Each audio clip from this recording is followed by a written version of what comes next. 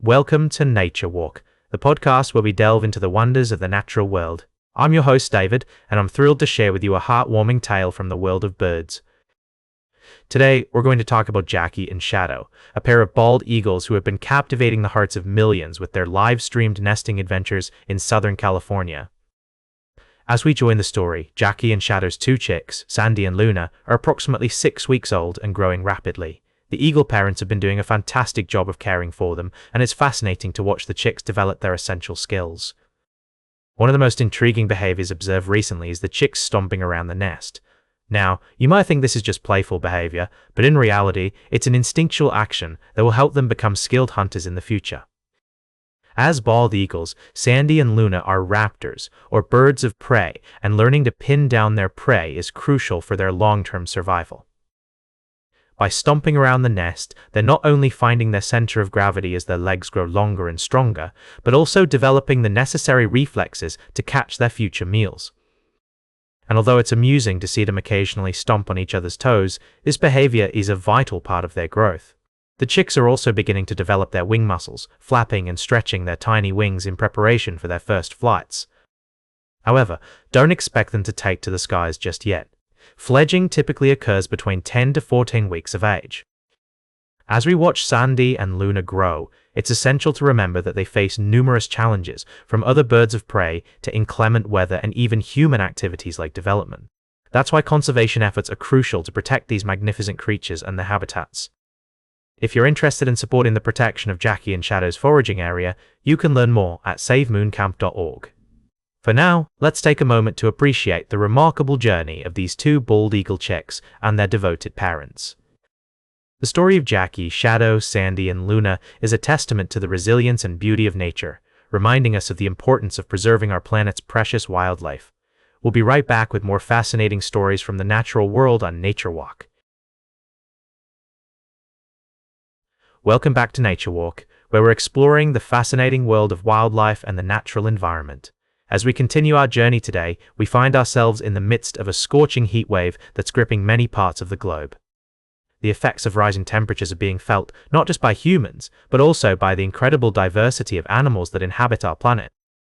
In response to this challenge, zoos and wildlife sanctuaries are having to adapt and introduce special cooling measures to ensure the well-being of their residents. One such example can be found at Vadodara's Sayajibaug Zoo in India, where innovative steps are being taken to combat the heat.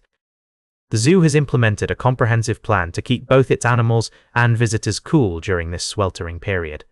Water spraying is a crucial part of this strategy, with the zoo's enclosures and surrounding areas being misted at least twice a day, and sometimes even 3 times when possible. This not only helps in lowering the ambient temperature, but also provides relief to the animals and birds, allowing them to thrive despite the external conditions. It's heartening to see such proactive measures being undertaken, highlighting the dedication of zoological institutions towards animal welfare. These efforts underscore the importance of providing suitable habitats for wildlife, especially under the duress of climate change.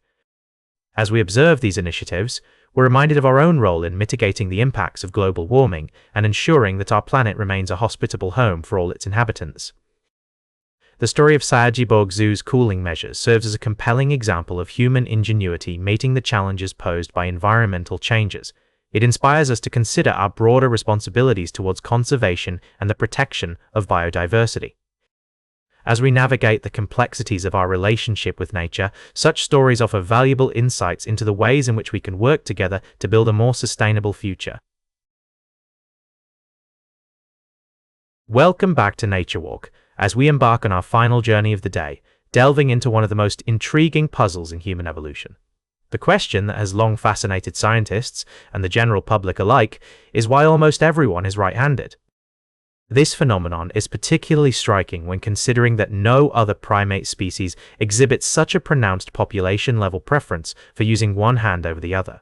As we explore this enigma, it's essential to consider the broader context of human evolution and development. Researchers have proposed numerous theories to explain this bias towards right-handedness, ranging from genetic factors to environmental influences. However, a recent perspective suggests that the answer may lie in how we learn to walk. The process of bipedalism, or walking on 2 legs, is unique to humans among primates and marks a significant milestone in our evolutionary history. The theory posits that as early humans began to walk upright, there was a need for balance and coordination, which could have favored the development of lateralization, the specialization of certain functions to one side of the body.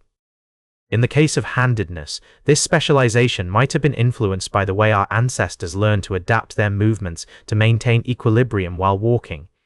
This idea is supported by observations of how children learn to walk and their subsequent hand preference. It appears that the development of motor skills, including walking and handedness, are closely linked in early childhood.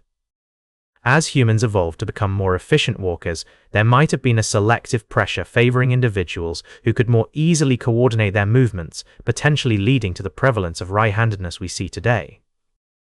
The connection between walking and handedness offers a compelling narrative that links our evolutionary past with our present-day behaviors.